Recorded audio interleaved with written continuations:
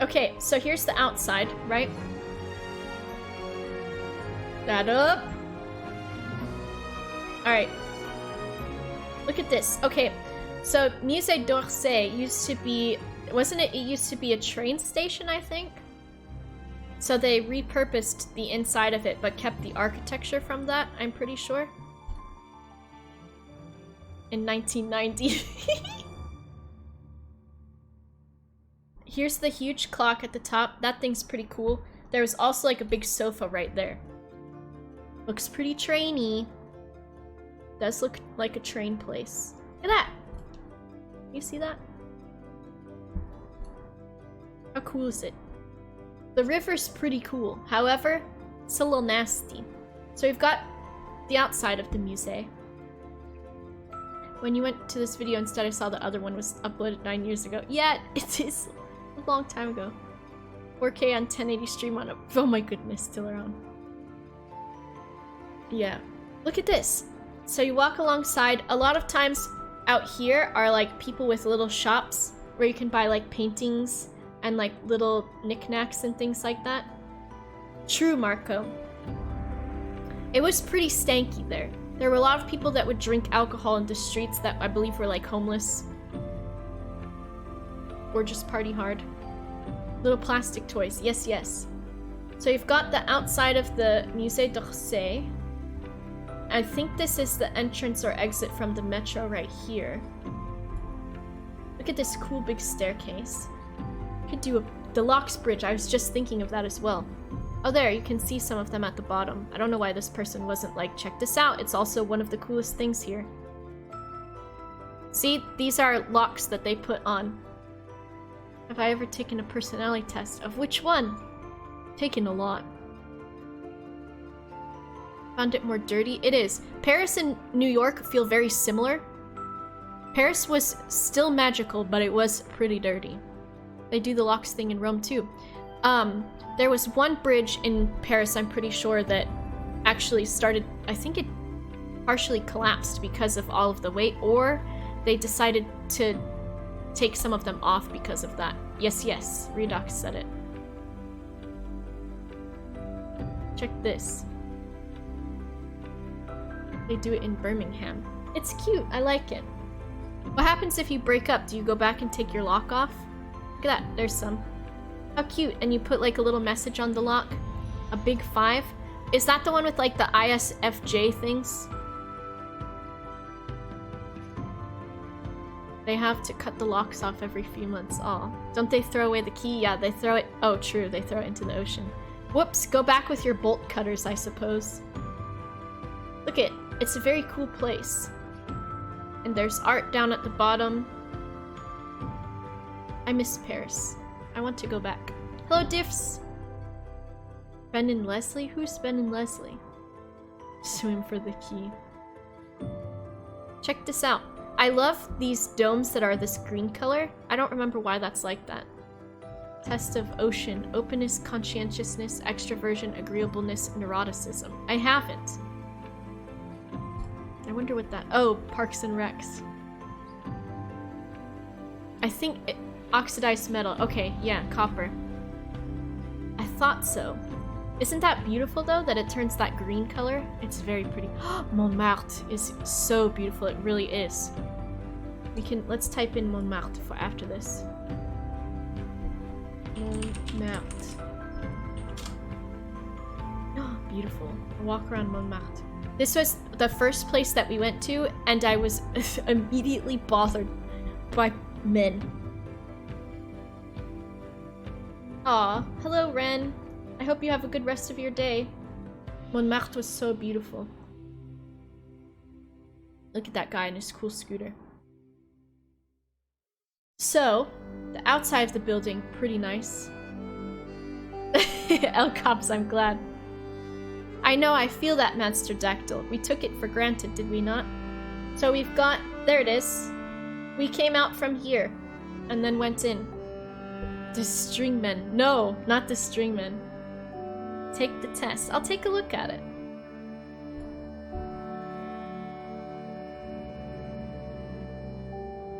So you've got the huge line outside waiting to get in.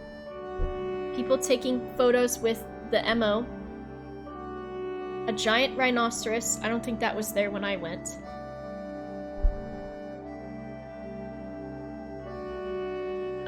What else is there? The line outside. Visitors without a ticket. Oh, it says it right there. I thought it was cool. The amount of times that I did that, where I was like, oh, I'm going to translate for my friends, and I would be like, check this out, and then they'd be like, the English is right there. Fuck. I know, Marco. This is Musée d'Orsay, which is my favorite. See you later, Stealth Pirate. This is my favorite museum. So, we had a billet, we had a ticket. Here to the right is the gift shop, which I wanted statues from there so badly. I wanted to buy one of the statues. So you've got this entrance. Let's quickly talk about, there's a documentary by Banksy. I'm not the hugest Banksy fan. Not really. Which is called Exit Through the Gift Shop, I think it's called. Hello, Pastel Nerd. Yes. And it's supposed to be very good. I haven't watched it. But it's basically about, like, the monetization of art and things like that. I haven't seen it, though. I would like to watch it. But it's very true. So when we went here, the entrance that we had was first through the gift shop, and then we also exited through it as well. It is a great documentary from what I've heard.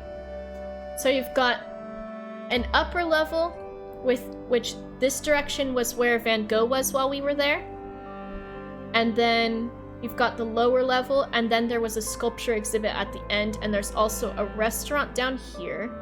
And then this is an elevator, I believe. And this back area is another exhibit area with the big clock in the back. Van Gogh was there. God, I wish. Everything does have a gift shop, it's true.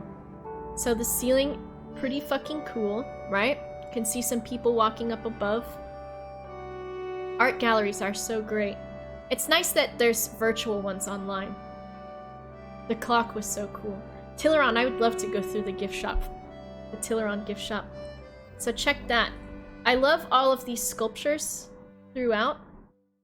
I think this one was one of my favorites, if it's the one that I'm thinking of. And then there's different entrances to galleries on this side. While I was there, I have a gift shop, do I? I envy how much they monetize art and history in other countries. Here we constantly underfunded because they don't know how to sell our beauties to tourists that visit Italy. It is difficult, Marco. And I think a lot of issue with, especially Italy and Greece, was how much of the artworks were stolen and taken somewhere else. What would my gift shop sell? Probably handkerchiefs for crying, boba tea, chocolate milk, something like that. Yeah, Streamlabs did get a lifetime sub. I'm so impressed. Oh, but while we were here, they took away, this one's too intense, I don't like it. They took away, L'Origine du Monde, which is a painting of a vagina, because there was a performance art piece which was a woman that sat naked in front of the artwork, and so they took it away for a while, and I think that lady got in trouble. Did I, Marco? It is a beautiful painting, though. No, Discord partner will probably take a while to hear back from, but we did apply for it. We're at Musée d'Orsay. Look at that woman, was not very happy. Always had a little bear? That's kind of cute. So, there's like lots of different levels throughout, which are pretty cool. There's a lot of original architecture and things. Look at this. It's kind of funny to just see random people that exist somewhere in the world, huh? Like, where'd this woman come from? Where's she visiting from? Does she live here? Where's she gonna go back to? What's she gonna do after this? This lady, what's she rummaging around in her bag for? Who knows? Isn't all performance art just stand somewhere naked? There's a lot of different performance arts. And lots of contemporary pieces. Oh, they have Berthe Morisot. This was during a special exhibit for Berthe Morisot, which I think... Wait, or was she? I think she's actually just there all the time. She gonna kiss a man at the checkout? Maybe she will. She shat on the floor next to the toilet. Now she's going to steal some books. Exactly. I feel the same, Marco. It was difficult for me to enjoy contemporary art because I like themes and I like logically figuring out what a painting is about, and contemporary art is more about conception? Concept than anything else. Exactly, Ethan. So Berthe Morisot is a 19th century impressionist female artist who focused on family, relation between woman and family, and the activities of women. And she's pretty cool. She was one of a few of the impressionist people during that time period that was also a woman. So I had to write a paper on her. So this is a woman with her child, and this was after the fall of the Salon, which we talked about yesterday, of like the downfall and kind of like the parting from the academic painting. I know, it is like this, Lavoto. It feels weird, doesn't it? When I went, there wasn't this many people. This might just be a busier day. But you can see, like, instead of being not professionally, but instead of being very meticulously rendered, this is more impressionist with looser brush strokes and things like that. I agree with you, 33rd. Well, no, I disagree is what I mean. I feel like it's hard to appreciate a piece of art at such a close distance. I don't think so, because you have ways that you can interact with the art. You can walk away from it, you can get close to it. What we were suggested to do... See you later, Tommy. What we were suggested to do was to sit in front of the artwork for at least, like, 10-15 minutes to kind of take a look at it. Yeah, I agree, Abel. Yeah, they do sanction how many people can visit at a time in certain rooms and things like that. Texture is amazing. I went into the room with the Mona Lisa and I was like, this is fucking dumb. There were so many people in there. It was like, I can appreciate the Mona Lisa, but the fame of the Mona Lisa comes from the mystery surrounding it and also that someone tried to steal it. And now it's just like, the Mona Lisa is like fucking supreme of art. So people buy Supreme for the name. It's a plain white t-shirt with a fucking red label on it. Don't shame my boy Leonardo. I'm sorry, Marco. Oh, for the first time since its opening. Maybe this was around the time that I went. 9/20, nope, it was last year. Oh, this is exactly a year ago. People being close, yes, I agree, Abel. Yeah, so the theft around the Mona Lisa. So when I went, it's like, Leonardo has so many more beautiful photos than this. Paintings. That, like, the Mona Lisa, sure, it's great. But there are other paintings by Leonardo that are so much better, that are underappreciated because the fame goes to the Mona Lisa, which is still a very great technical piece of art. Hello, WTB! What did Redox say? What if we see Boba? Mona Lisa is quite small and there are 5 million people. 5 million, yes. I do love the technical drawings, Marco. I also really liked, Plein air? Where did it say plein air?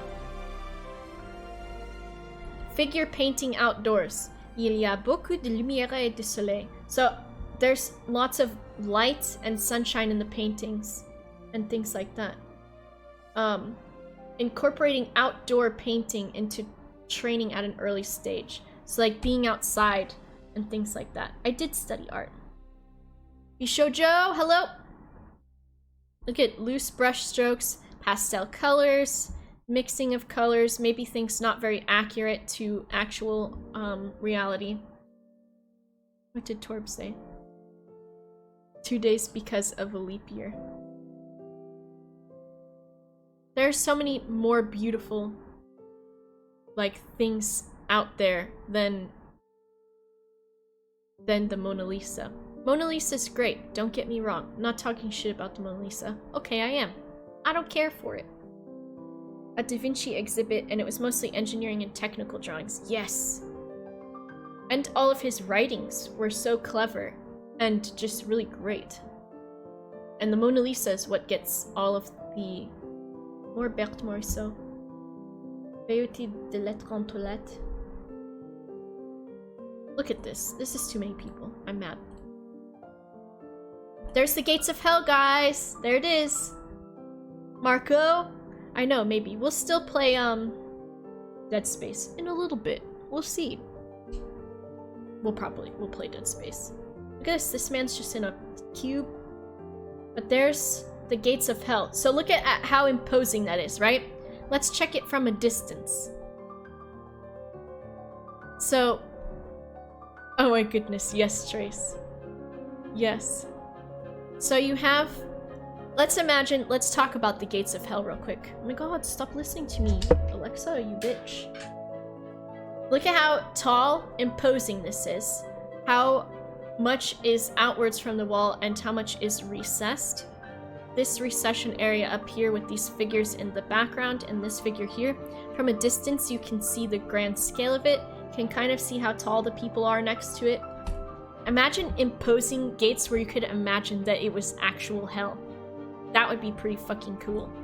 We've got tall ass figures up here, which you would be looking up at from very low down on the ground, and seeing how everything works from the space. So if you're down here, you're not maybe going to see a whole lot from up here, but you would from far away. But you could see these figures moving between the planes and through the different recesses, and how they're falling and almost spilling out of certain places. Very cool. Very cool. Right, Ruby? It does look bigger. Isn't it cool? I wonder, I have a photo of it somewhere with my friend stood next to it, I'm pretty sure. I wonder if I could find it. I don't want to just show a random photo of my friend, though. Buckley, thanks for following. If you had me for scale, it would look a lot huger than it is. That's what she said. Peep that door, though. I hope he goes up to it. I wonder if this is a Rodin exhibit. See you, Ethan! It doesn't look that well lit. What, the museum itself? Sometimes the interaction of light, instead of lighting a piece up completely, is pretty nice. Check this shit out. Isn't that cool as fuck? Look at that. They're grabbing onto the door. They're falling. They're tumbling down. All of this. Doesn't it look kind of like smoke almost? Like from fire? It's very beautiful. Very nice. Redox is going? Redox is probably playing Among Us. Right? This is the... What I liked... Looks like a night at the bar. It does. Watch Da Vinci, El Cops. See, yeah, it does kind of give you vertigo. So, a lot of art from this time was like bringing the mystical... You're not redoxed? Okay, I'll believe you. Was about bringing the mystical and having you interact with something in a way that was going to evoke certain feelings within you and to make you feel as if this, like, as if these could actually be the gates of hell. Yeah, like you want to fall in. So that's with the help of like all of these different moving and twisting pieces, and like how this is like this, how far back it is, and you can't like see this looks deeper than this does. The surface of what would actually be, I suppose, the doors versus this. Something that almost looks down as if it's judging people that may have entered into the gates of hell trying to escape. I don't know if this is like a demon or something like that. And then just like, I know there's skeletons in the background. All of this, very cool. Things that you can't exactly tell what they are, and you wouldn't be able to. Forced perspective, yeah. Right, Laboda? Right? Part of the reason why I watched As Above, So Below, which is not the greatest film ever, was because of like the concept of this and like the gates of hell and things and the Philosopher's Stone. Because like some films that aren't necessarily good, when they have shit like that in it, I'm like, you know what? I'm down to clown. Yes, it's very cool, Huldra. They do look, it feels very fluid. It really does. I think yesterday in the video that we were watching, they talked about how it looks so smoky. This is pretty cool. The architecture of this with the slope is very interesting as well, because normally in an art gallery, you're going to have very like flat surfaces and things. What films have a Philosopher's Stones? There's a few of them. Waiting for the art train to come.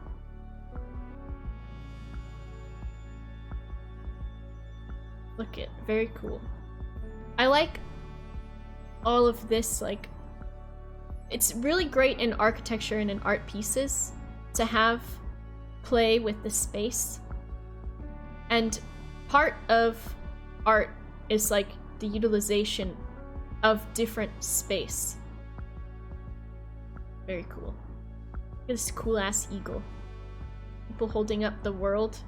I think these were representations from each country, where they chose different countries. Yes, everything looks so soft even though it's from rock, which is cool.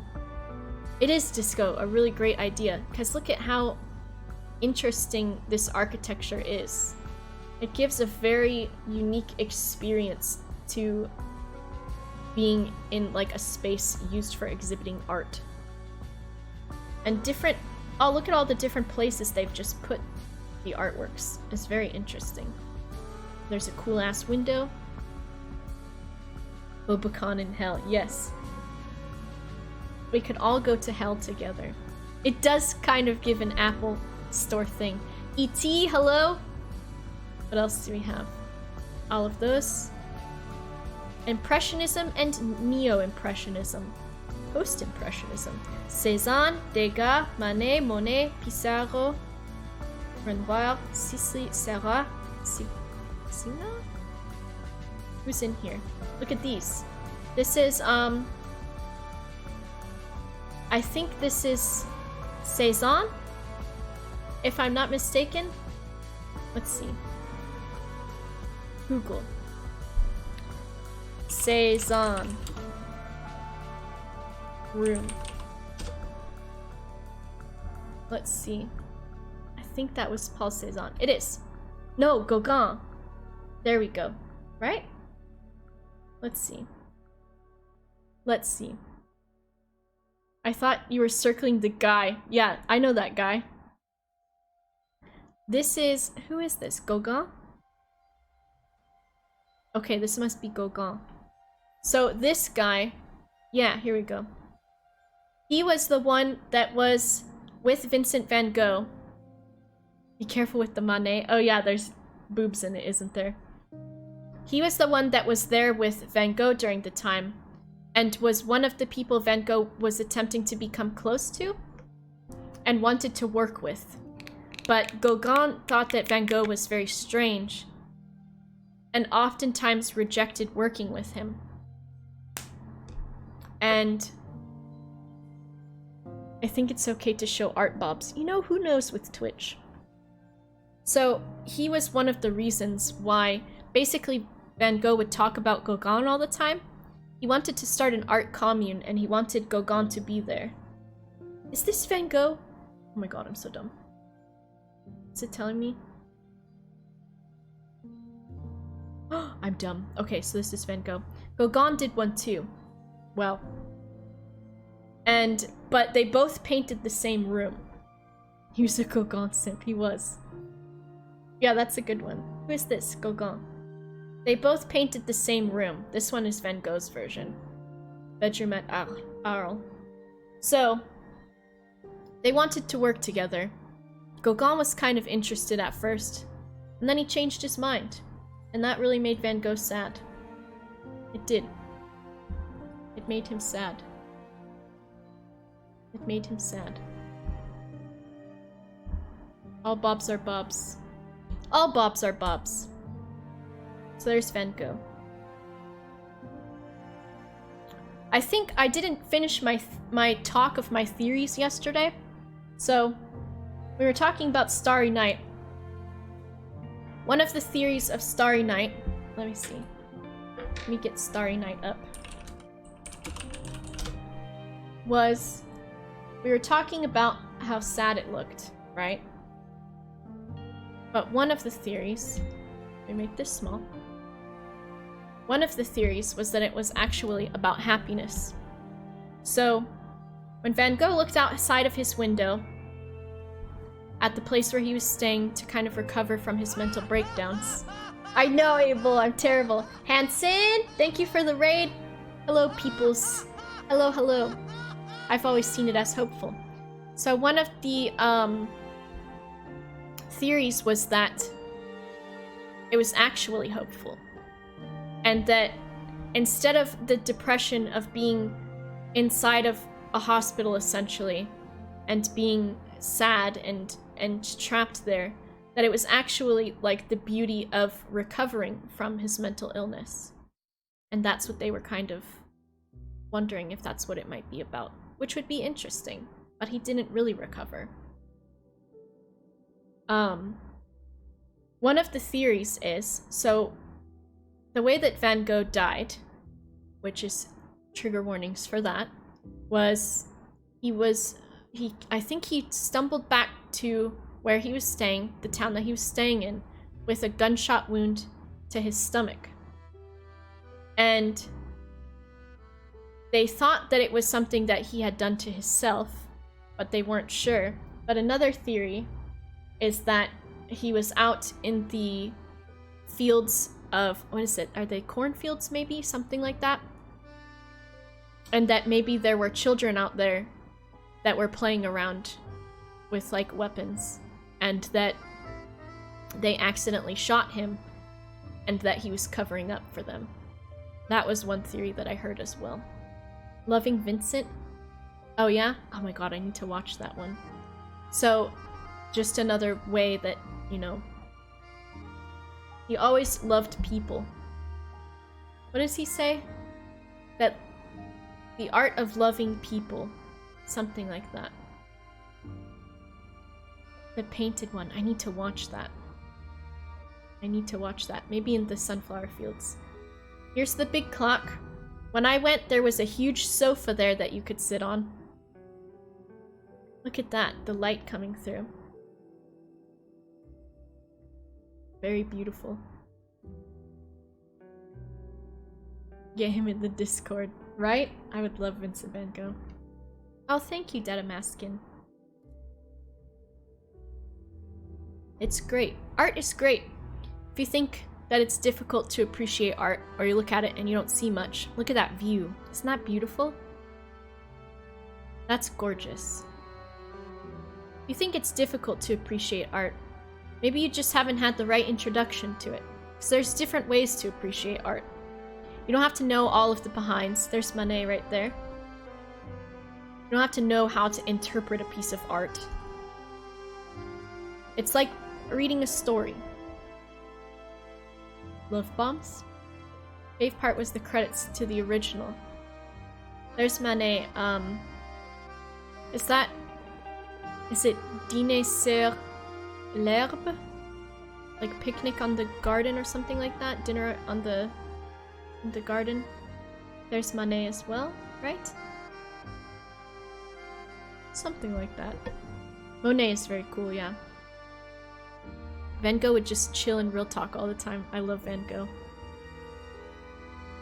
And creative. Imagine if Van Gogh had actually had people that embraced him for who he was. Wouldn't you have loved that? Wouldn't you love... One thing that I would love is to go back in time and to be Van Gogh's friend. When you are in the gallery or museum, there's so many people, it's harder to than when you are alone and you can sit in front of one painting for an hour. It can suck you in and make it just as meditative as when you listen to music. True. The luncheon on the grass. Thank you. Yes, that's the one. Yes, that episode of Doctor Who. Yes, true. Oh my goodness, Laboto, you're so funny. Art appreciation to me is the wordless thoughts and feelings it evokes in my mind. It doesn't necessarily have much to do with an appreciation of the artist's skill. That's true too. Oh, whoops, boobs. It's education. Fav, you and your eyes. That one doesn't have much boob in it. The luncheon one. To be honest, if there's ever boobs, I don't really even realize because I don't see them anymore. Boob paintings. Art Bobs is fine. Fav in the eyes, I know. So art has so many things, and like, you don't have to be a fucking scholar to like it. Oh my goodness, Torb. Like all kinds. Like you can look at this painting, maybe you don't like it. That's cool. You don't need to like it. It's fine. The stream isn't about boobies, it's an art appreciation, so it should be Gucci. Thanks, you. I know. I'm always worried for the Twitch police to come get me. Certain art is not people's style, and that's cool. I don't like Cubist art. I don't really like Surrealism. I like Surrealism for its technical purpose. Turkeys! Look at this! I've got something for you.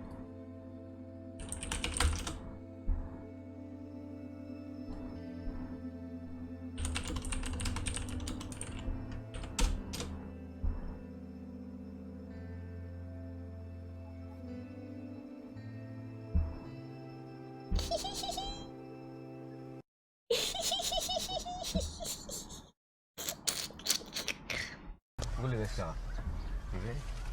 Non, je range. Ça va?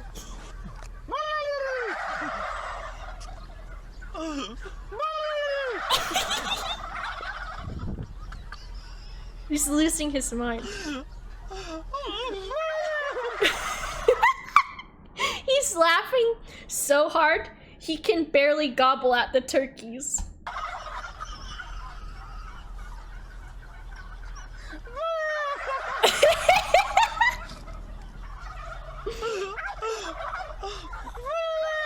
I can't even gobble anymore.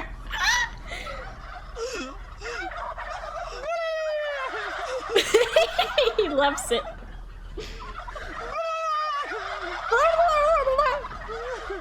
Oh my god.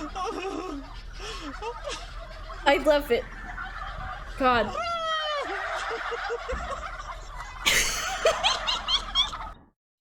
Turkey Hype Squad. Squirrel Ninja Obstacle Course!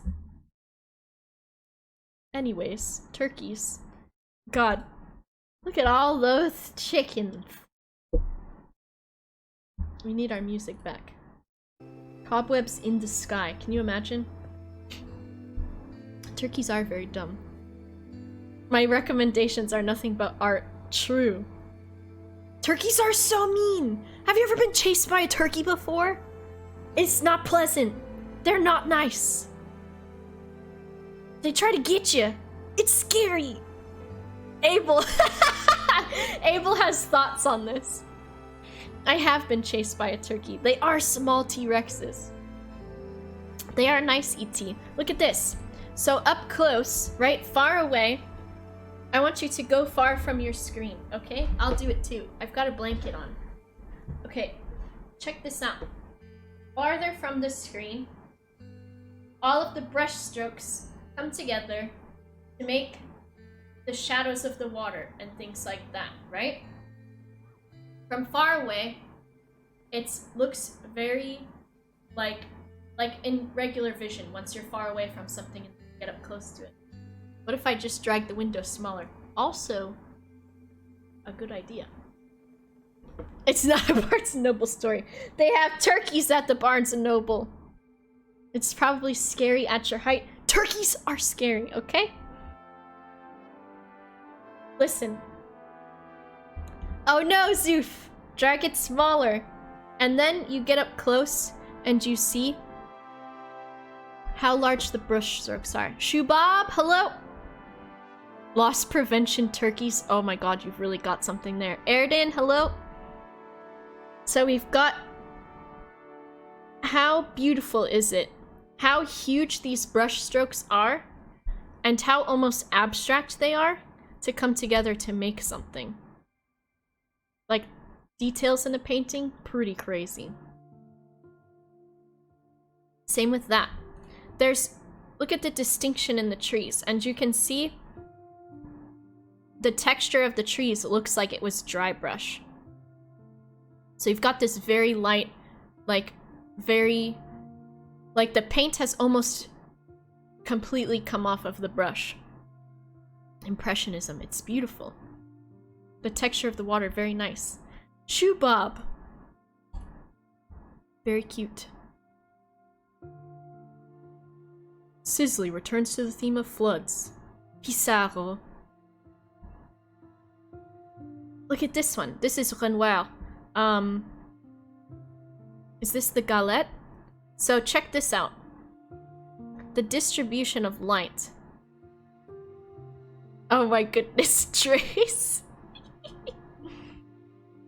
The distribution of the light through the trees. Like coming through the leaves. You can see it on the hat, on the shoulders. You can see it on the ground. And how fluid everything is. And how it's kind of like... It might be that way, Shoebub. The turkey talk, we saw a picture of a turkey. And then we watched turkey. Oh my goodness. So, like you said, so much is happening in this. And imagine the shadows, they're probably not completely accurate. Probably not at all. Because who knows what kind of reference he had for this. It's not like you could take a photo and then go home and reference that photo like we could do now. Yes, like light flickering. And how further away, these are just like...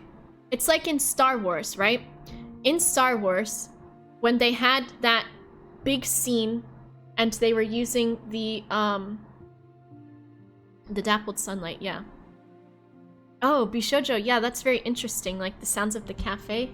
Let's see if we can get something like that. Let's see. Outdoor, cafe, and music. Does this work? There you go. That kind of works. So you've got all of these things, and it's like, okay, in Star Wars there was a scene that they filmed where it was like that big auditorium, right? And it was, hey, hi, ruled. They had, the way that they filmed it was with Q-tips, basically. Let me see if I can find that. Star Wars Q-tips. Pod racing. Is it gonna show the Q-tips? Q-tips. Q-tips? Q-tips. Where's the Q-tips at? What if I just Google it? Star Wars Q-tips. Okay, here we go. Let me make this smaller and bring this over. So it's like this, okay? Hello, Torb, Silas, and Tommy! Check this out. This is Star Wars, my guy. They made a small scale of the pod racing thing. It's fucking Q-tips. That would be great, Hanson. That would be great. So, from far away, you can't even tell, and they would push the little Q-tips up and down so that it looked like people like moving around and stuff. Far away, it's Q-tips. Or close up, it's Q-tips. Far away, it's a crowd. So you've got... Far away, what is this? It's just brush strokes. But that's how we see it. Painting for the backgrounds used to be huge in movies. It's a lost art. Yes. I know, I like it, Hade. I like that... One thing that I liked from old Star Wars, which, if you've ever watched, there's a critique of the Star Wars films that goes through the prequels and talks about them. What's this, Torb?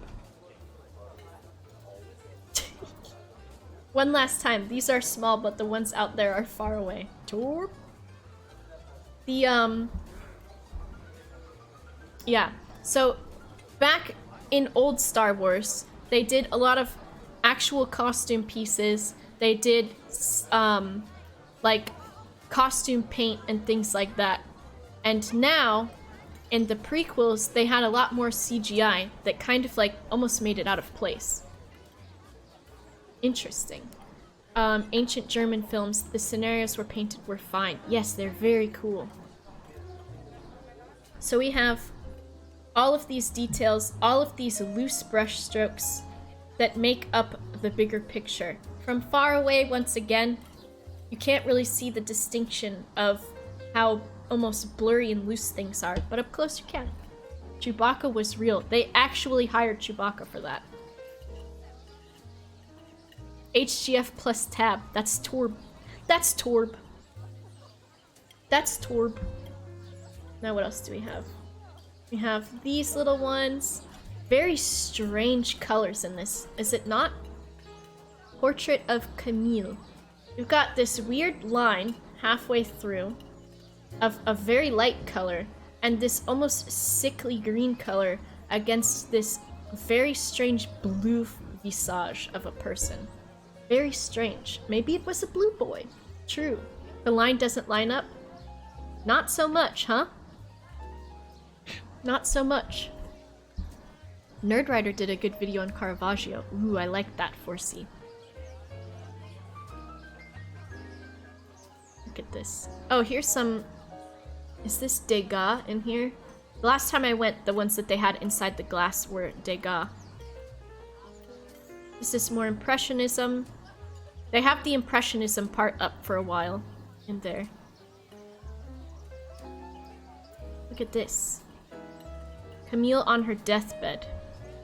Who's this by? Monet. Look at all of this. Some dry brush strokes in there. Oh, duh, Monet. Very heavy, thick brush strokes. Girlfriend and I sometimes like to have your Saturday night streams on the big screen now because... Oh my goodness, Shubab. You're welcome. I'm so glad I could inspire something. Tell her I say hello. And thank you for supporting me on your large television. Yes. Looks more like Frodo. This, I think they did film the Doctor Who thing in the Musée d'Orsay. I think they did. Look at that. Oh, look at this one. Okay, can we get a still of this next one coming up? Look at that. There's barely almost any substance to it, but your mind fills in the rest. The British Museum or the National Gallery. Check that out. I think my grandparents had a copy of this painting on the wall.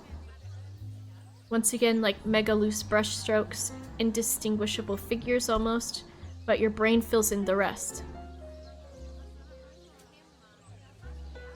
That's why... So, it's always recommended to draw with reference for the same reason that when you look at this painting, everything's very loose, right? How could you know this was an arm, there's a hand, the dress, things like that? It's very, very loose, almost blurry, right? You're damaging global culture. Bring it on! So, your brain fills in what these shapes are. The underside of the umbrella, the hat, the scarf, where the hand is. You can almost see in your brain what the hand looks like, what the face might look like, the arrangement of the eyes, the mouth, and the nose. They follow human proportions, and you recognize what it's meant to be almost instantly. Exactly. Now, the bad part of that is if you're drawing and you don't have a reference, our brain fills in a lot of things. So your brain will tell you, this is a face. What does a face have? A face has eyes, a face has a nose, a face has a mouth, a face has eyebrows. The proportions are difficult to get correct a lot of times unless you've practiced for a while or unless you're using a reference, because in your brain, the most important feature is typically the eyes. And so what happens a lot of times is your brain will focus on how important the eyes are, and then when you go to draw them, they'll probably turn out larger than actual proportions or scale, because in your brain, that's what's important. Same with the nose as well. Most faces do, not all. True. Thank you for following, Karsis. So you've got all this, look at that. You know what it is. Cliff sides, rocks, things like that, the ocean, the water breaking against it.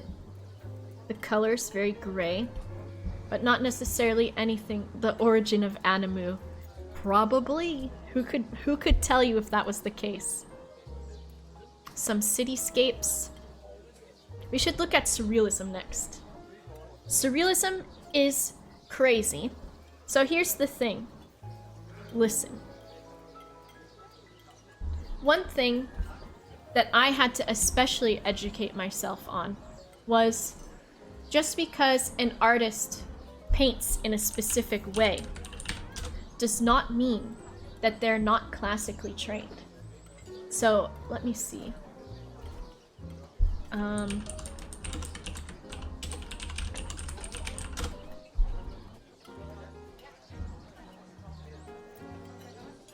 So, we have, I'm gonna pull it up for you now.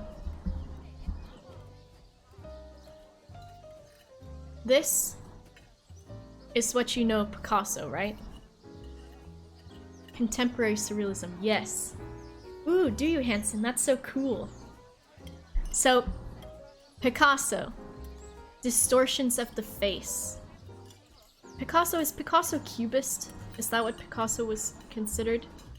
Distortions of the face, high contrasts in colors. This is Guernica, is it? The distortions of things. But you can essentially figure out what things are meant to be. These sorts of things, right? Picasso. Pretty crazy. Made it his own thing, right. But these are also Picasso. And not many people know that Picasso was classically trained. So he did, like, a lot of really... I think the first Picasso was the Fruit Bowl. Oh. A lot of musicians are classically trained but go on to do their own styles. Yes, correct. But with this, I believe it was also the same thing where Picasso was coming in after the dissolution? The dissolving of the academy? Being classically trained. And knowing the technical sides of painting. It's that same thing like Valeric is talking about, where learning and knowing the technical side of things is very important to go on and to create successful pieces of art as well. Most times, if you don't know the technical skill behind things, you're not always going to be able to compose a work of art because you don't have that classical knowledge behind you. You don't necessarily need it, but it really helps. When I took art classes, one of the things that I was praised for was when we would critique, I was able to relate people's artworks to art history. So knowing the technical sides of things and saying, this is a good composition, it reminds me of this piece of art, here's why. There's a video in one exhibition of him doing quick little brush drawings and they were instantly sick. True. Learning the rules so you know how to break them. Exactly. Learn the technique so you can do you boo. Exactly. And it's the same with the music. It's pretty cool. So you have people who are classically trained. Same with early Dali paintings, probably. Dali's early paintings of, like, probably fucking baskets and shit, right? Dali learned how to paint, and then he learned how to fuck shit up.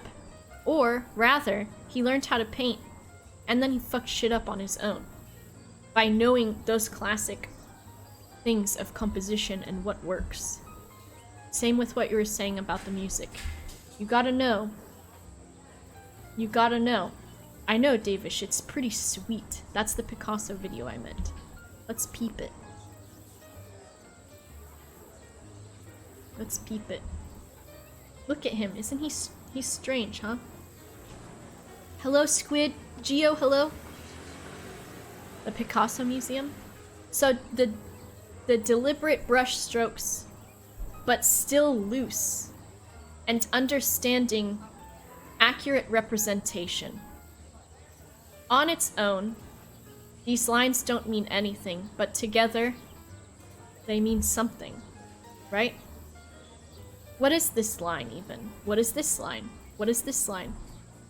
Together, they're something, but without each other, they're really not. Pretty cool. How to accurately represent an image, much like these, where they're loose brush strokes coming together to form something. Letting the brain fill in the rest is an important conceptualism. Conceptualism is important. Being able to create the concept like this as well. Part of a lot of art is allowing the brain to do its job of recognizing an image and a shape and colors. Conceptualize, yes. The water lilies, beautiful.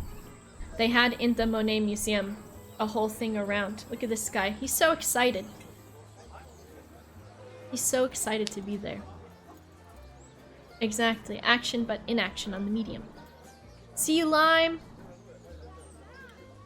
Exactly. The bull was even just enough information for you to know it's a bull, but no more.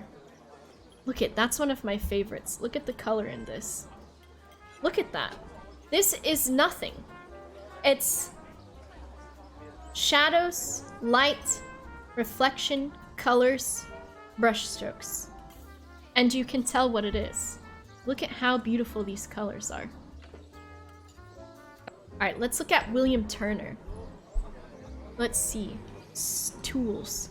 Large. Look at that. Let's view image that one. View image that one. Ooh, this one's very cool. 10 artworks you should know. Leave my cookies alone. Fisherman at Sea. Master of Light. Turner's my boy? I don't think I know Turner. We were down in Cassis once and I ordered a breakfast and there were 5 different types of bread on the plate. That sounds amazing. Alright. First oil painting exhibited at the Royal Academy in 1796. Drawing inspiration from famous English painters before him, Turner created this moonlit scene with the pure force of nature at its forefront. Small fishing boat with subtle light on the lantern is at the mercy of an oppressively dark waves of the sea. The rocky silhouettes on the left of the painting are the needles. Those are in World of Warcraft. Remember? Before Deathwing, the needles were above the water. There was no water there. And then Deathwing came, and it was like this. He was big into WoW, it's true. I am a gamer. So, a work of original mind. Look at that. Look at how nice this water looks. I would still swim in this water, even though it's creepy. I miss the old needles. Ahead of his time. True. Adam, I played WoW for like 3 years? 2 years? I played Cataclysm and then the next one came out, the panda thing, and I was like, this is too furry for me. I'm out. I'm out. I'll draw furries, but I am not playing as a furry. Look at that. It's still, even though, so it's meant to be tumultuous, right? Because the sea looks very unsteady. And there's birds and there's the needles and things. But it's still, I'm still calm when I look at it. I think because to me the colors of the water and like the moon through the clouds. Now I'm a cat girl. That's different, okay? That's called a nekomimi. It's not being a furry, alright? That's not a furry. That's different. If I was furry, I would be the complete cat man, okay? It's different. It's different. Okay, Pandaria was a really good expansion. Listen! I'm not furry. Oh my god. I don't even want to jokingly say that. Shipwreck? Look at that. The people in the water. Look at all this water. Water is fucking difficult to make. You just turn the sink on, yes, but I mean like this. I'd still love you if you were a furry, Boba. I'm not admitting to being a furry, okay? Because I'm not a furry. Alright? You can't teach me. I know, the children be loud. You can't teach me. You can't catch me out in that. This is just reminding me of the Raft of Medusa. Let's check that out. That's a pretty fucking famous one, right? Raft of Medusa. The Raft of the Medusa. Let's look at this page, and then we're gonna look at the actual raft itself. How big is this painting? Give me a big one, Wikipedia. Come on, Wikipedia. Give me a big one. Wikipedia? Stop giving me small ones. Oh my god. Untitled page. Please. And we're gonna look more at this other person that Hanson was talking about. What the fuck do you mean Untitled? What do you mean Untitled? The Lich King? I did not do that, Isaac. What did Marco say? You sounded a lot like this. It's called hentai and it's art. Listen. It's a nekomimi and it is not furry. Give me Raft of the Medusa. Okay, there we go. Alright. Fuck. I closed the wrong window. Shift Control T. That's my shit. Okay. More William Turner. Hentai is art. It is. So, what else? Frosty Morning? These are all... Look at how muted the palettes are. This one is really beautiful. What's this called? Dido building Carthage. Carthage? Carthaginian. Is it Carthage or Carthage? Look at that. Oh my god. Imagine. Goosebumps. Imagine when the Acropolis was in its prime. That's why I do love Assassin's Creed Odyssey. Because imagine walking through these at the time when they were standing, or seeing the fucking Acropolis up on top of the mountain. How can we... I want to see. What does the Acropolis... God, imagine. Oh my gosh, look at this. Just the overlooking and the mountains and seeing it up on that cliff and making the walk up to it. How fucking boss is that? How cool as fuck is that? True pun not found. Imagine seeing the city. Yes. Torb? Look at this. Imagine in its prime. Before, like, earthquakes and the theft of the works of art and things like that. During the Crusades, I think, a lot of pieces of architecture were stolen from temples to repurpose. It's called spolia. So they would take columns, they would take statues, they would destroy them. And then they would repurpose them in the churches. Yes, true. I want to go to Greece. I do too. And then they would repurpose those in the churches as a way to not only reclaim, dominate, but to also, like, show power. And, you know, they tore down the monuments, they tore down the idols. Which, that shit, God, did that make me so mad when I was in Greek art, and my professor was like, yeah, a lot of the things were ruined because during the Crusades, they went around destroying monuments and things like that. And I was just like, are you fucking serious? So you were like, I understand the precedent behind it, but at the same time, boy, does it piss me off. The Library of Alexandria. Yes, bye Wildcat, see you in a bit. Non-cafe music time. Yes, it's a bit much now, isn't it? What would you like? How about Outdoor cafe music is too much. Rainy day coffee shop ambience? Do you want rainy day coffee shop? How's that? What's the music like this sound? Rainy day? Coffee shop? Rain noises. Yes. A lot of the foundations for these things were built on... Like, they would take a hole and they would dig it for the foundations. And in order to solidify the foundations, they would break apart old statues and things like that. Good, now I don't have to water the garden. How loud is this? Could it be louder? Volume mixer. It's as loud as it will go. Let me get rid of epidemic sound, because now we're just a rainy day and Star Wars Q-tips. You're welcome, Laboto. I zoned out and I didn't hear it anymore. This is, pretty cool. But yeah, they would build on the old... That's how they were able to kind of date buildings and things like that. Was because, they would take, like, the foundation pieces that they found inside of those holes and date those. There's, what is that statue?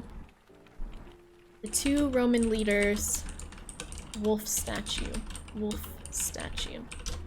I talked about this before, but this is pretty cool. Romulus and Remus. The Capitoline wolf. Capitoline wolf. Let's talk about the Capitoline wolf. Capitoline wolf. Weren't there also differences in column building styles throughout history? Yes. Redating. Redating.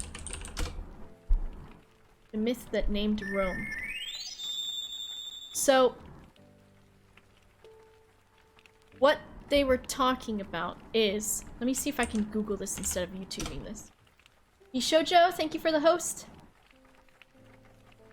So, let's see. Solving a historical puzzle. Oh, is this gonna be fucking... It's an actual article.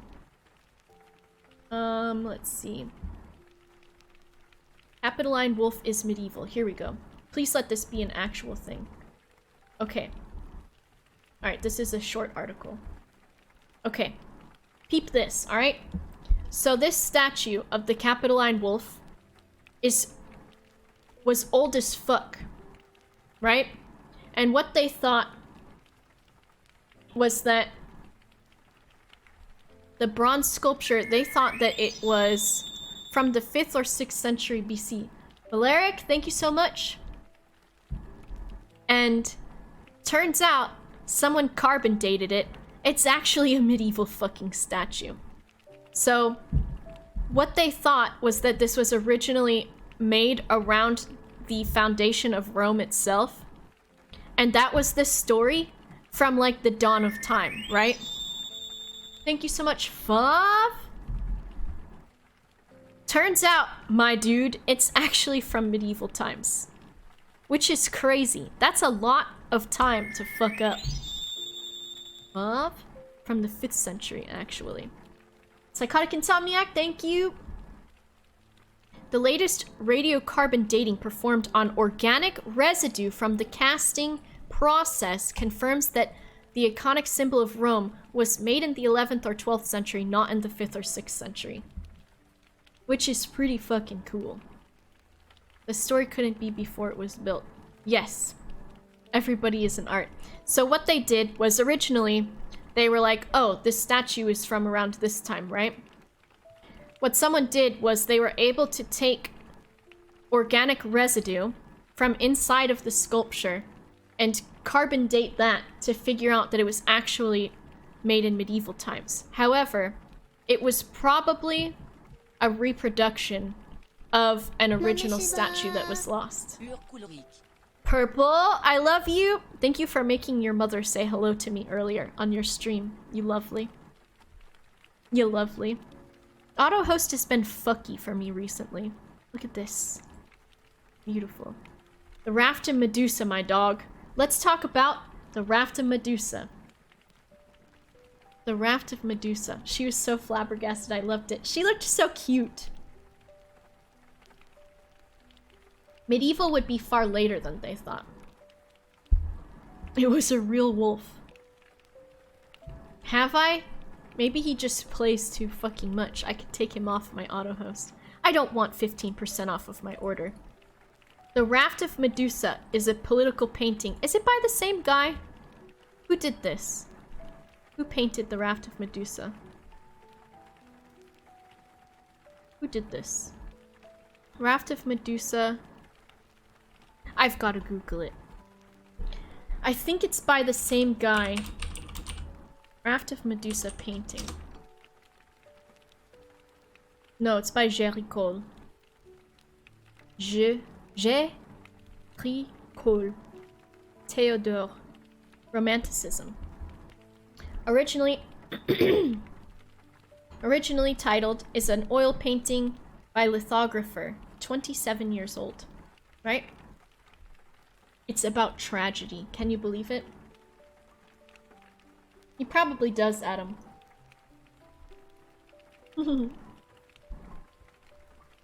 Weird uncle. See you, Hanson. True. Linked to the salad. A French frigate that departed from the port of Lilies. Is that Dai? Wildcat, thank you for the host. Who were supposed to reclaim authority over Senegal. Once they set sail, he took orders from no one, refused to listen to the pleas of his officers who begged him to stay on the right course. The ship eventually ended up getting stuck in a bed of sand over 90 kilometers away from the African coast. They evacuated over 250 people. High-ranking officers and crew members went to the rowboats, while 150 sailors and soldiers were crammed onto a raft measuring 20 meters long and 7 meters wide. Thank you, Marco. I don't know what that is, Torb. My French is okay. I need to work on it. I think my R's are becoming incorrect because I took Arabic after I took French. I think I'm getting them confused. Without any means of navigating, they decided to stow it on the rowboats. The cord that was tethering them together broke or was cut. The truth is a mystery. It drifted for 13 days. During those 13 days, most of the atrocious acts were committed, including mutiny, cannibalism, execution of the injured. At sea, the Argus brig came across the craft and brought it in. Of the 150 people that initially embarked on the raft, only 15 remained, 5 of whom died before they reached the shore. As a 27-year-old painter, he brought a 5-meter by 7-meter canvas and decided to rent a studio in Paris, a representation that demonstrated the intense hardship endured by the passengers.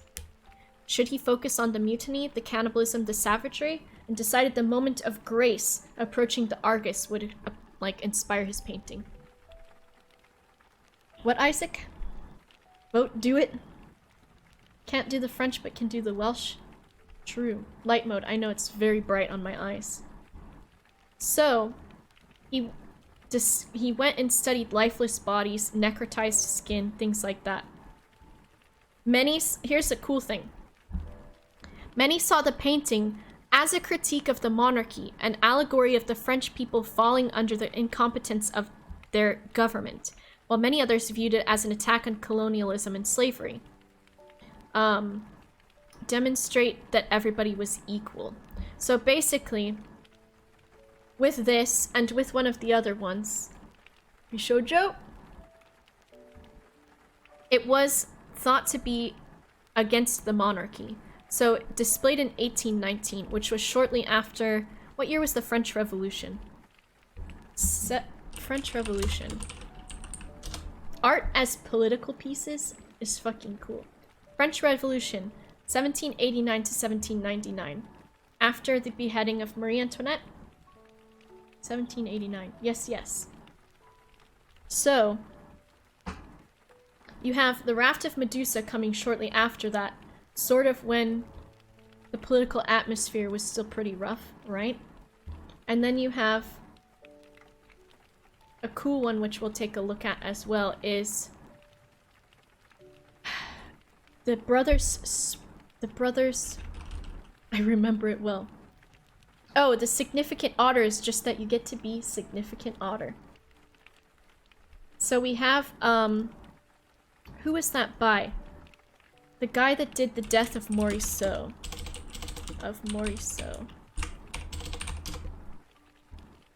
No, death of Marat. My bad, Marat. Not death of Morisot. That was the painter we looked at earlier. Death of Marat by Jacques-Louis David. You ready for some cool shit? You ready for some cool shit?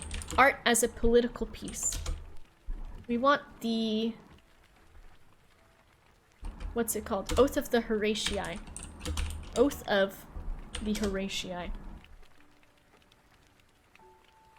So, is this person... How many smart history? Okay. We've got another smart history. Are you ready? We like it like this. Oath of the Horatii. Is there an overview of the painting? Alright, check it out. Oath of the Horatii. Let's talk about lines in geometry. Are you ready? Lines, lines, lines, lines. A line here for the heads of the family. A line here for the direction of the spear. The lines of the oath being taken and the lines of the sword. Pretty cool, right? There are very many intersecting lines in this piece. Let's watch it. This is a good one. We're standing in one of the largest galleries in the Louvre in Paris. It's filled with enormous paintings. I went and saw this. It was pretty fucking cool, because look at how huge it is. Like, are those dudes life size? I think it looks like it. We love you, Bishojo. This is a painting that was made in 1784 and exhibited in 1785. You said it said a different time on the there. Show. It was absolutely new. Nobody had ever seen anything like it. The captions are a little style off. In France was the Rococo. We could think So about at the time, Rococo, romance.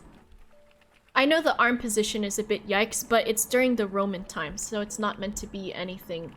Actually, it's a baby wiener on there. It's not meant to be actually anything yikes. Make the video louder? I don't know if I can. Let me see. It was painted before then, yeah.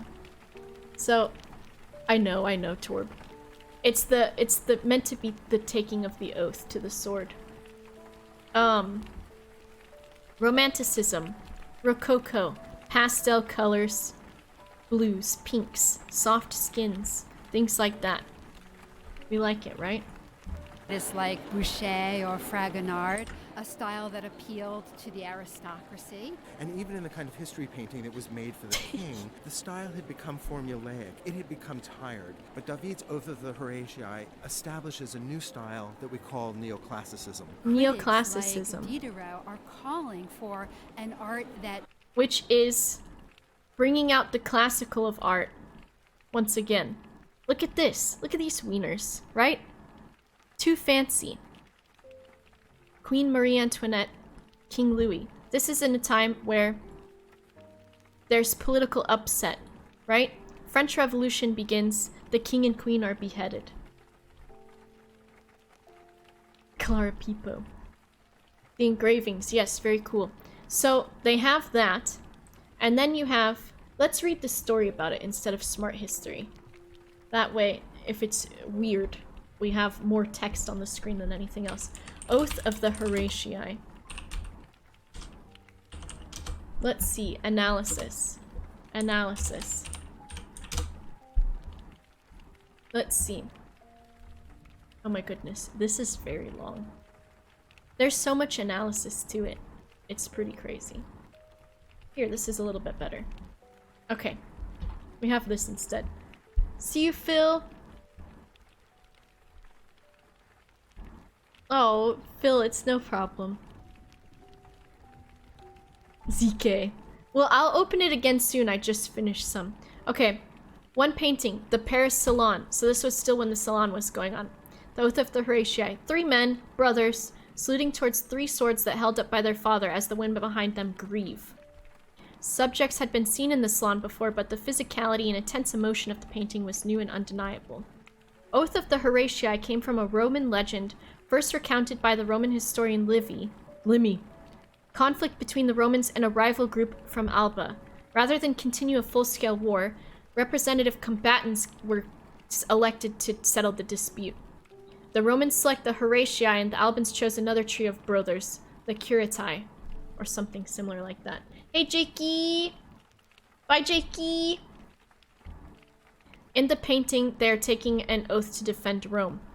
We know that the women will also bear the consequence of the battle because they are united by marriage. So it's Romeo and Juliet, my guy. One versus the other. The moment they proceed into battle is which they're basically conquer or die, so they're probably gonna die, and the women are worried. Very well painted, and a symbol of neoclassicism. Now, where's the talk? Basically, it was... One might read the Oath of the Horatii as a painting designated to rally Republicans, the ideals of a republic, not the monarchy of France, by telling them that their cause will require the dedication and sacrifice of the Horatii. Those who support this view cite some of the rousing lines from Corneille's tragedy, such as, "Before I am yours, I belong to my country." Those who disagree with this interpretation argue that David was enmeshed in the system of royal patronage. Painting was accepted into the Salon with no negative response, and commissions followed. So was it for the monarchy, or was it for the country? I don't know. I don't know. Very cool though. What else do we have? Oh, the walk around Montmartre. This is an hour long, but we'll skip through it. So we've got Montmartre. You take the metro. You get on the carousel. You don't do that. Montmartre has, before you get up there, we came out from the metro and the exit to the metro was 7 flights of stairs or something similar. And it seemed like it was never going to end. We walked up that for what seemed like a fucking hour. And every flight that I would get to, I was like, this has gotta be the last one. Spoilers, it was not the last one. It was not. How fast can we go? Can we go? Speed. No, we want that. We want speed to be speed. We want speedy. We want speedy. The stairs from Mario 64, yes. Oh yes, super underground. Very hipster, if you will. Look at all these beautiful little cafes. Give us Montmartre! Go through the little knick-knack stores. These places are very delicious. You just walk next to the car. Here's some cool shit. There's a carousel. Up to, is it the Sacré-Cœur? Sacré-Cœur. Is what she sees of the Eiffel Tower. Goodness gracious, Torb. Are you laughing at my pronunciation, Fav? Sacré-Cœur. It's difficult. It's got a lot of k in it. Check this little thing out. You get on it, and you don't have to take the stairs. You don't want to climb those stairs? That's alright. Get in this little box. Don't take the stairs, fool. Don't be a fool, take the stairs. Stairs are for babies. I took the stairs. I didn't get in this. And then I was like, oh my god, why did I take the stairs? Because look at all the stairs on the right-hand side. That's a fuck ton of stairs. It's on top of basically a mountain, okay? Then you get up here. Look at this beautiful church here. I am not a baby. Look at this. I was standing right here, and a boy came up to me and he said, I like your hair. And I said, thank you. And he said, do you want to leave with me on a date? And I said, no, I do not desire to do that. You will probably murder me. I had a mohawk at the time. Look at that. All the stairs. Get harassed on them. There's buildings in the distance. People like to take photos on the stairs. Can you tell who's American and who's not? Look at this woman does not want anyone to see up her skirt. Don't even try. What if he didn't murder you? I'd be scared. Ah, he was Naruto running! Whoa! Ah! Did you see? This bitch fucking Narutoing. He's Narutoing. Where is he? Where does he start at? Here he is. Go ahead, boy. Go ahead, guy. Do it. Oh my god, he did it. Whee! He's doing it. He fucking Naruto run. He photobombed. I forget the arrows thing. He's doing it again! He was Narutoing again! He came down here, and his friend's also Naruto. He and his friend are Naruto. Back there photobombing this poor man. What else?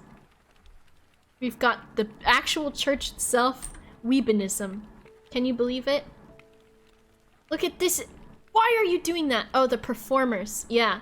There were a lot of people performing right here asking for money. But I think this might just be a regular dude. Hello, Tommy. Taking photos. I did not take a whole lot of photos while I was there of myself at all. Which I kind of wish I had taken more. Because I don't have a whole lot of photos from that time. But I took photos of where I went. And then I got to a point where I was like, I don't want to take photos anymore. I want to enjoy this shit with my own eyes. So I stopped taking photos. What else is there? All the little areas. What in Tarm Tempian is going on here? Who knows? Where the Mohawk pics at? Didn't you guys see one before? It's on my passport. I have to clip the photo so you don't see all of my information. All of these little cafes. Should we go to Chartres now? Let's go there. Beaucoup de fruits. Beaucoup de fruits de mer. Right? Seafood. Fruits of the sea. What's the place I just said? Chartres Cathedral. Just shout. Cathedral. A walk around the town. When we went here, this was so annoying. Yes, it says Chart, okay? And that's how you pronounce it. Alright? That's enough. We'll say it. We'll get it out of our system. It's funny. The Instagram thingy, it's vertical, but it's nice. Let's check it out. Ooh. Ooh, look at how golden green it is. Oof. Look at those colors in that, Marco. I'm gonna like it. Now you can see what inspired Impressionism. Is there volume? Is this volume? I can't hear anything. I have the site muted. Haha.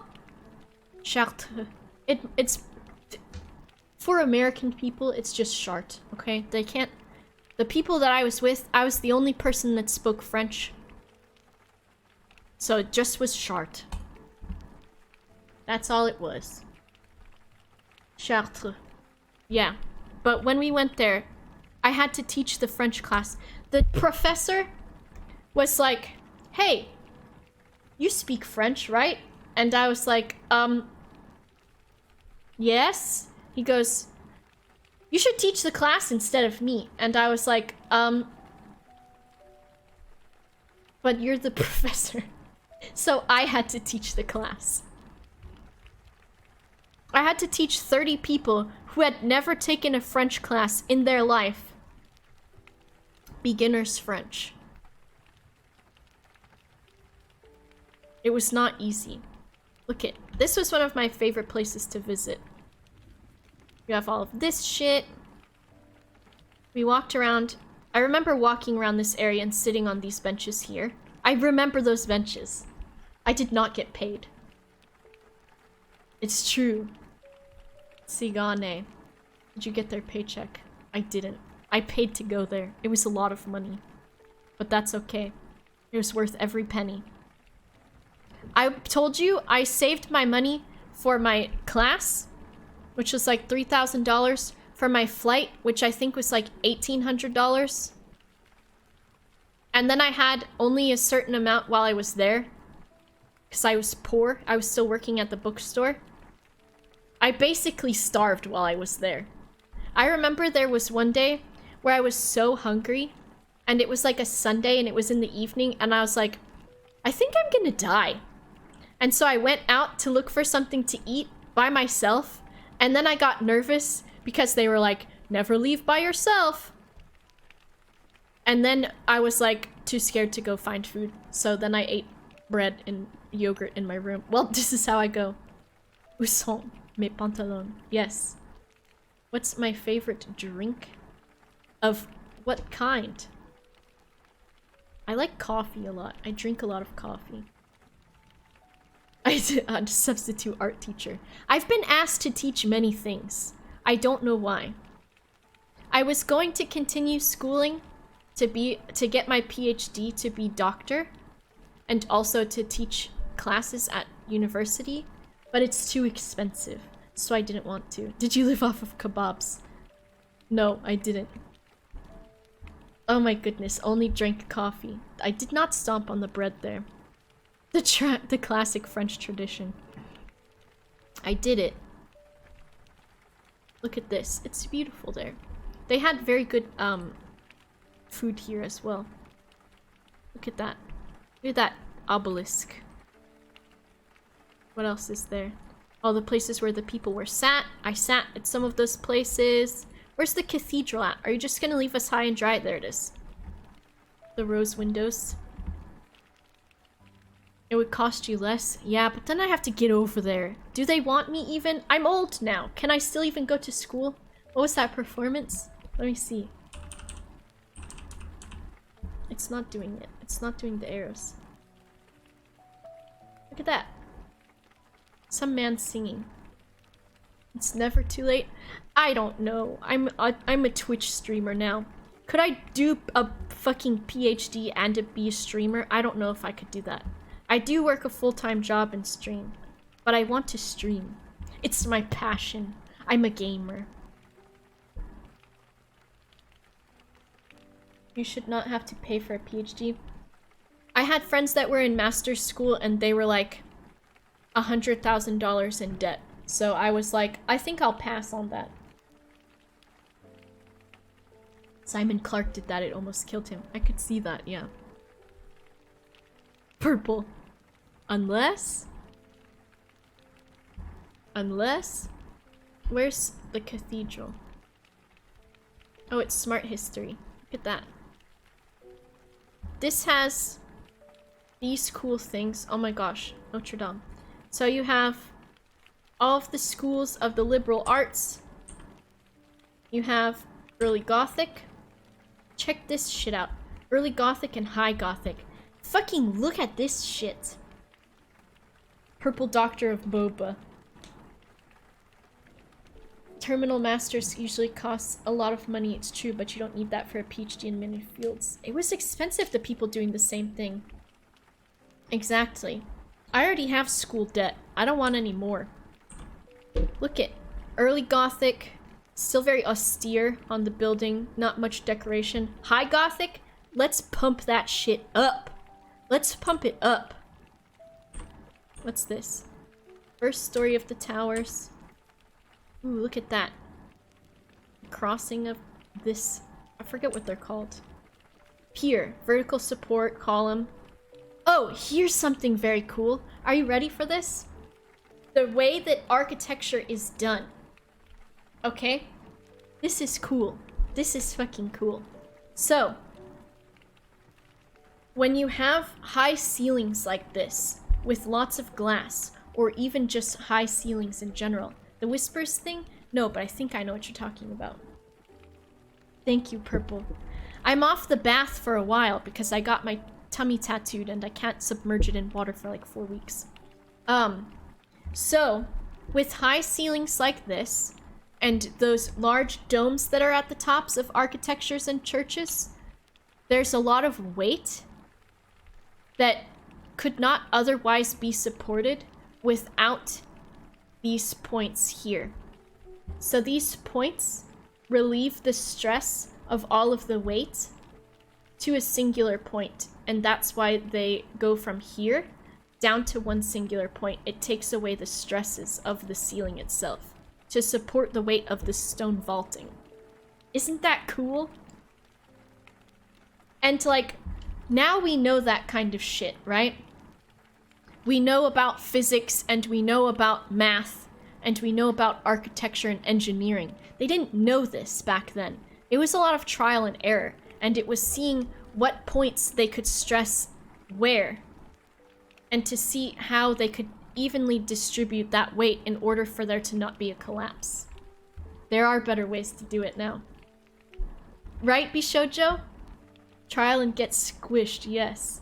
So, the sculptures within the archivolts. Here's another thing. Okay, give me back this one. Here's a cool thing about art too. This was done in a lot of Greek art. Is you have a weird shaped space, and you're like, how do I fill this space and properly use all of the area?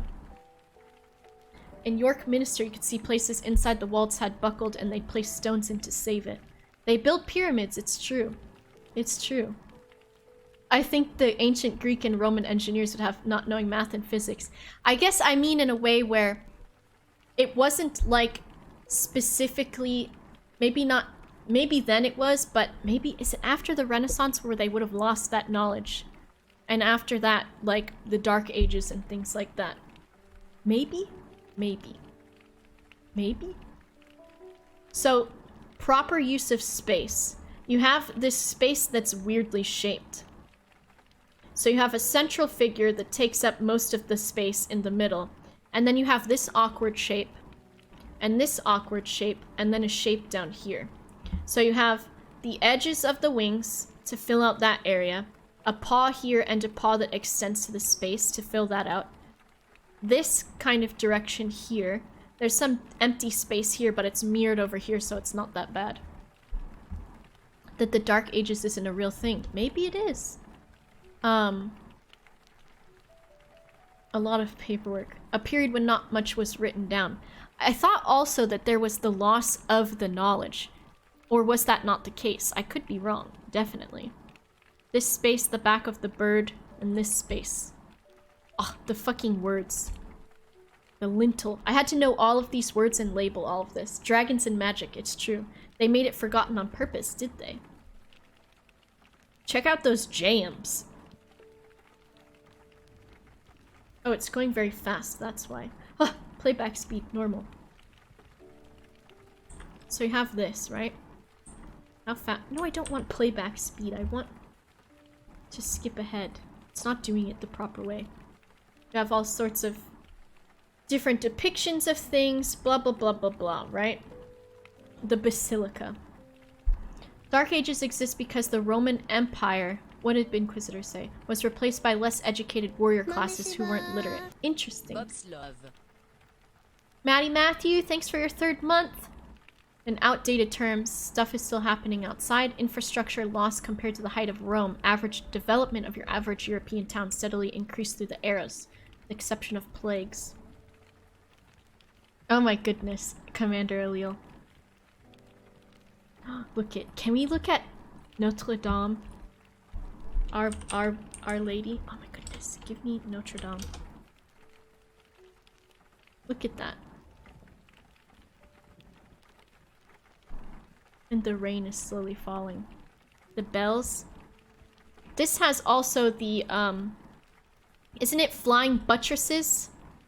The use of flying buttresses. Shall we look up what a flying buttress is? Are you interested in flying buttress? Which is a ridiculous word to say. Flying buttress. Wikipedia. Yes. Form of buttress composed of an arch that extends from the upper portion of a wall to a pier of great mass in order to convey to the ground the lateral forces that push the wall outwards, which are forces that arise from the vaulted ceilings of stone and the wind loading on the roofs. The defining functional characteristic of a flying buttress is that it is not in contact with the wall at ground level, unlike a traditional buttress, and so transmits the lateral forces across the span of intervening space between the wall and the pier. The buttresses! The Uffizi Gallery, or the... Yes, Uffizi Gallery. We also should look at, Basquiat is cool. Oh, we wanted to do Surrealism as well. So flying buttresses, right? You've got it. Shall we look at a little bit more of Notre Dame. It's beautiful. We love it. It's fucking gorgeous. It's a beautiful church. The vaulting and distresses. See that? All of the point of the weight being up here, being distributed to the flying buttresses. Basquiat. Yes. Basquiat. I'm gonna try a spaceship. Ooh, I'm excited, Tilleron. Flying buttress to the buttress. Perfect. We've got Uffizi Gallery. Ooh, every painting tells a story. Oh, beautiful. Alright, let me open up a Basquiat. There's a documentary on Basquiat. He's very cool. A very lovely person. Let's see. The Radiant Child. 15 things you didn't know about Jean-Michel Basquiat. We'll look at his Wikipedia article.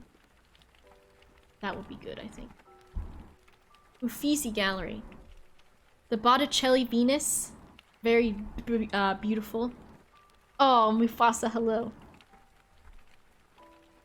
Did everyone do their homework? Oh, I didn't pin it? Whoops. Thanks, Commander Elil. It's very fun. Oh, look at that.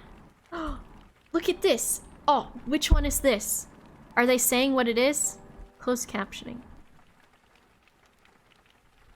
The world has ever known. Tell me what that one is. I know it's a very... We start out seeing some of the more well-known 13th and 14th century 13th century. altarpieces, which were originally A baby's just a little man, right? displayed in various cathedrals and churches. I'm not a Basquiat fan. It's different stuff, for sure. The Maesta of Santa Trinita by Cimabue Yes. was originally meant to stand on the main altar of the Church of Santa Trinita. Look at that. Trinita. This is where they were like, perspective, huh? Look at that perspective. An attempt at perspective. And a baby is just a man. 8 angels surround the Madonna with child. Oh, In the E.T. middle at the bottom are Abraham and David, from whose offspring the Savior would rise. On the bottom left and right, Shadow have Belt that. was restored into lapis lazuli. The One thing that I Annunciation love are triptychs. panel painting I get down on a worldwide fucking angels. triptych, that's To for the sure. sides are 6 Or a panels with diptych. saints. Above are 14 panels Look with at that. prophet saints and angels. There are at That least sounds 6 so other cool, pieces Isaac. that are missing. Dottie was most at ease when narrating a place so it can hang on the pillar. Oh my By gosh, Lorenzo so cool. Monaco Look at that. is in a huge gilded Benedict and Saint Bernard of Clairvaux. This is, so check out these angels. Back in the day, angels had different wings that were almost like parrots' wings. Aren't they pretty?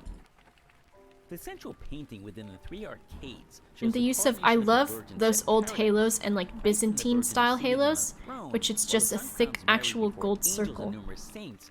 Background is Very cool. was typical of Flemish art. Look at that.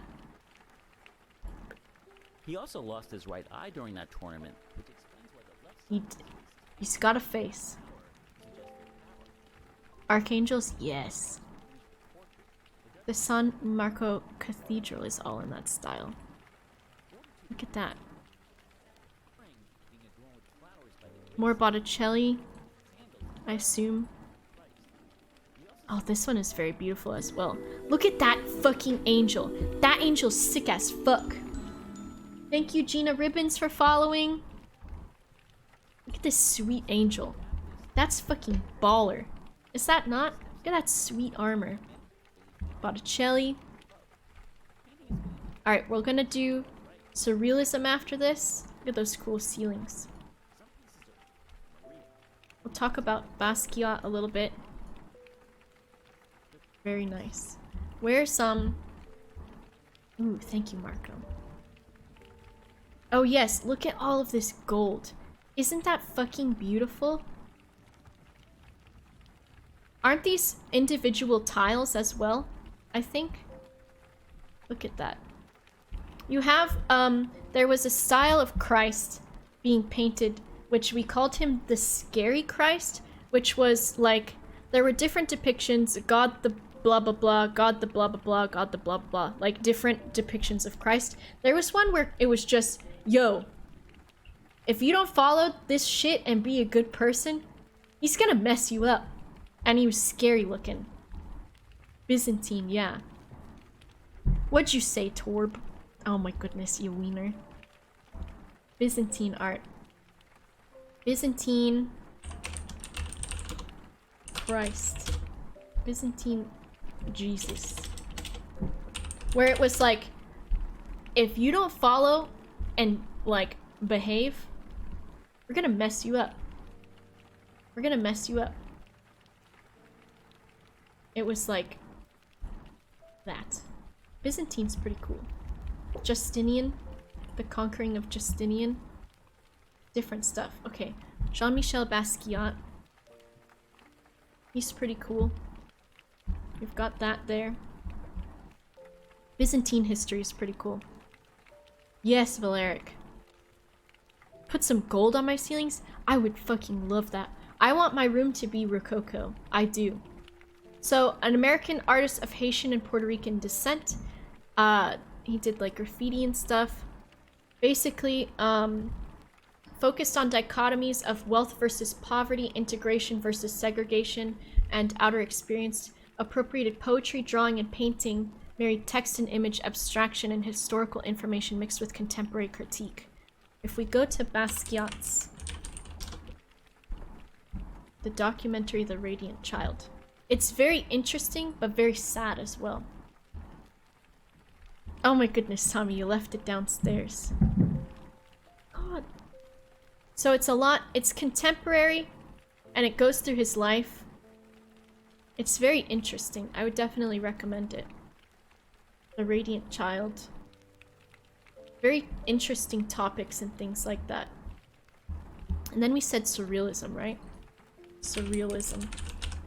Is there a smart history on this one? National Galleries, Tate's. Smart history. Let's see. Golly, the persistence of memory. Surrealism. Where do we start? Where do we start with Surrealism? What did it say back here? Director's cut. From the Dolly Museum themselves. They're pretty good. In Florida.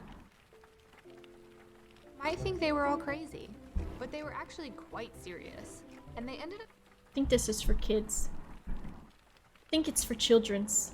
Philosophy, politics. What is this? I don't like this one. Director's cut. No.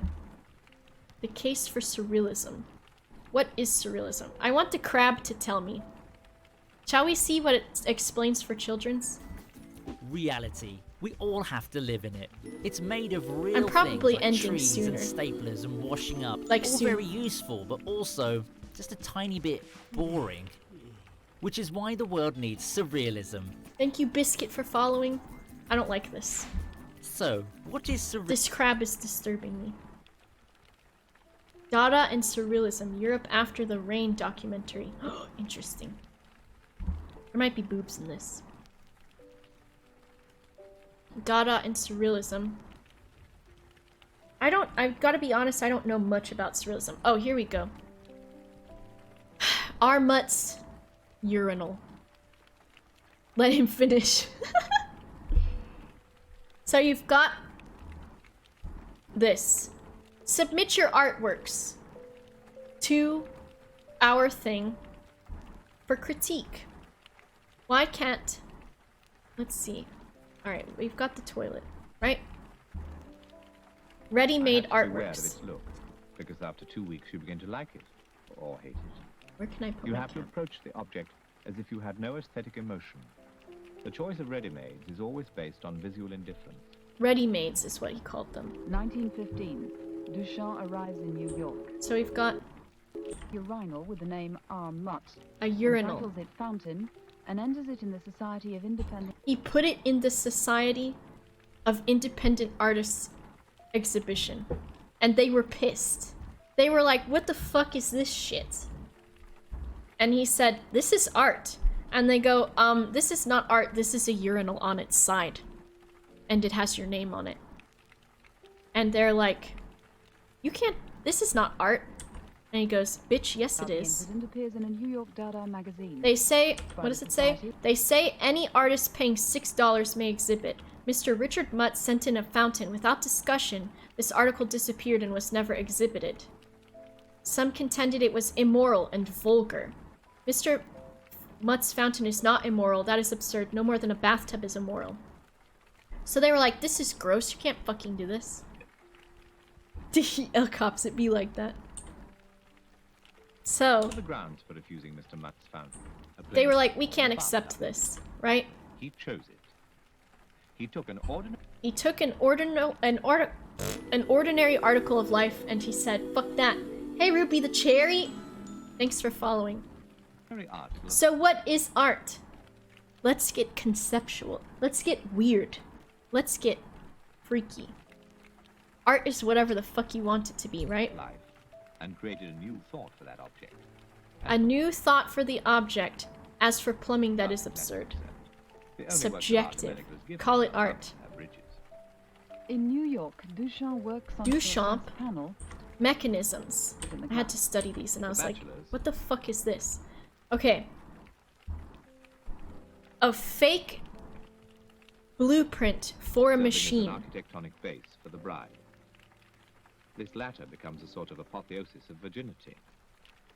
But the place where That this does not make eroticism any is revealed, sense. which should be one of the part of the machine. An article saying his image in 500 years, they would understand it's art of, I think it's just a urinal, Bride at right? her base is a reservoir of love gathered to the So motive. he's just got these weird mechanisms that don't make any sense. But they don't have to. And he would do them on glass planes. People can have the opinion that something isn't art. Yay, subjectivity. True. It'd be like that. So you've got all kinds of artworks. The Dadaist Central The Revolution. Dadaism. Weird shit. Consistency. Conceptualism. Oh, the Dada songs. Silly. That's probably not good. What will the aim of future? Cezanne? Is this Create Cezanne? previously unknown. Let's look at... Is that... No, it's not... It's... Yeah. What was this? Who's this guy? Let me look it up. Is it... It's not Cezanne. No, it is... It starts with a C. Surrealism. I think... Does someone know? Let me look it up. Because this has a cool concept behind it. I don't remember who it is. But basically, with this, it's the anxiety that it gives you. You have, like, these planes where this doesn't match this plane. So it's not a space that can technically exist. Is it Renee Marguerite? And then you have figures off in the distance. And you have these recessions and this large statue. So nothing really makes sense. Own sensations. To strip art of everything. What that's defines seen, art? accepted. Oh, To see Mufasa. everything, Very including cool. man, as beyond the limits of this manner. All kinds of stuff. will approach. First Surrealist Manifesto. Paintings, rather than Look at these. They don't fucking make sense and they don't have to. What else does this have in it? Surrealism is cool. It's not so much my jam, though. It gets freaky. There's the vegetable guy. Bosch? I think Bosch was... Let me see. Bosch I thought was... Is it... I had to write about Bosch art. Oh, Hieronymus Bosch? That was so long ago. That was Netherlands. I think his was just fucking whatever the fuck he wanted. Bob got the name? It's... Oh, Kiriko. Yes. Kiriko is weird. I think it would be pronounced like that. I don't know. It's European, so maybe. Kiriko. Art. A lot of paintings of anxiety, basically. So you have, like, these weird spaces with these figures. Where's the girl with the hoop? Here we go. Where there's a threatening shadow off in the distance. Magritte was Surrealist, yeah. He had the pipe one. De Chirico? But in a cooler way, if Marco said it. Yeah, so this is like... You have the silhouette of the girl playing with the hoop. You have perspective that doesn't match up. So there's this line of perspective, which would symbolize that your point of perspective would be, if you have a ruler, probably about... It would have to line up with this and with this, so it might be about here. But then this perspective would make it seem as if the point of view was here. The point of perspective. Oh yeah, the Ico cover. It is not a pipe. It's true. Hey, Greza. So you have conflicting perspectives. You have ominous shadows. You have a girl with a hoop. Very weird. What shall we end on? Shall we do one more tour? Where's a good place to go? We did... Oh, we can look at the Louvre real quick. Louvre tour. Let's end with the Louvre. Inside and out. Pretty cool. Oh, Tilleron didn't know? Insane clown posse. This did not go from the outside to the inside. You were lying. Go outside. Where is it? It did not start on the outside. Where's the outside? We could talk all about the theft of art. Only 58 minutes. One thing that we had to study in school was, who does certain architecture and artworks belong to? So, back in the day, Egypt was like heavily ransacked for its artworks, and it was occupied by the Ottoman Empire at one point. I believe that's who it was. And they just sold off the art to whoever would buy it. And then, when the people of Egypt came back into power, they wanted their artworks back. But it was like, the museums that paid for the artwork paid for it. And then, was it theirs to pay for? Labodo? Thank you so much, Labodo. Thank you, thank you. The Louvre is huge, yes. Labodo! Thank you so much. Cannibal Eater, Doctor got one, Pun Not Found got one, Officer Cock got one, and Saskinawali got one. Yay! Everybody that's here, pretty much. The British Museum would go broke if everything went back. It's true. The right to Western Europe to the art. Yeah. It's very difficult, because then it's like, who really owns the artworks? And part of it was a reason for not giving the artworks back was, an argument was, you guys don't have the proper museums to take care of this artwork. And so then those places built museums for the artwork, and it still wasn't given back. And then you have artworks that were actually distinctly stolen, like the bust of Nefertiti, I think is in a German museum. And Egypt asked for that back, and they were told no. But the bust of Nefertiti was the lady's giant hair and the butt. I know. More boobs and wieners. It's fine. Squeak easy. So they took the bust of Nefertiti, which was actually like a casting for what would be an original piece. And they didn't claim that when they took it. They didn't say that they had it. So part of the reason that they want it back is they were like, you never even asked for it. You never got the okay, so you should give it back. And it's the same thing with... Which one is that actual architecture that's inside of an English museum? It's not the Acropolis, it's the other one. And it has... let me see if I can find it. It's similar to the Acropolis. Is it in an English museum, or is it the German museum? The Elgin Marbles? Maybe it's that, yeah. Elgin Marbles.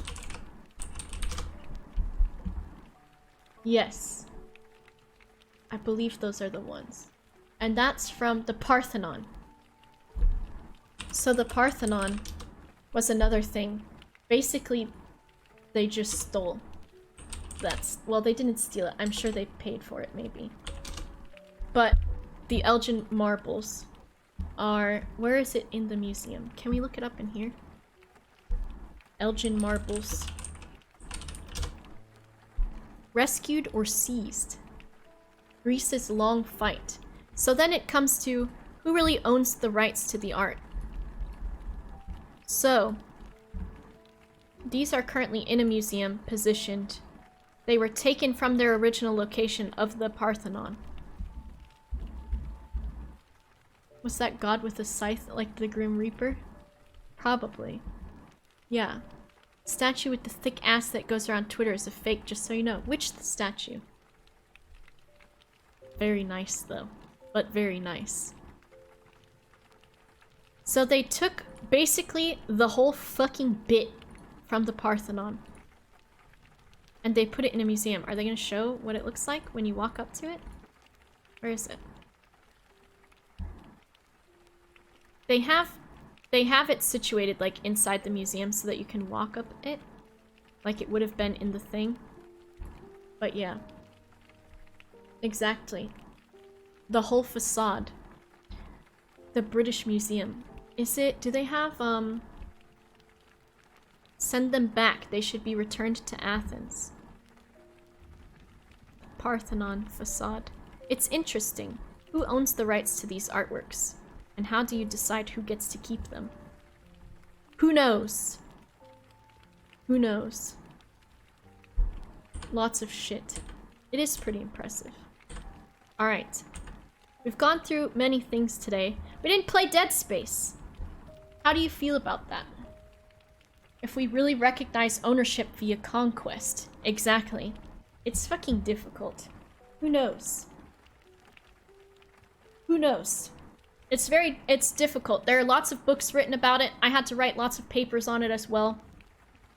How do you decide? How do you decide? Thanks, guys. I'm glad you had fun. I probably will, if I do this again, which I will in the future, I'm going to actually prepare something for it, like a teacher. So we'll go through it next time. Maybe I'll pick like a specific time period or something. We'll see. We'll see.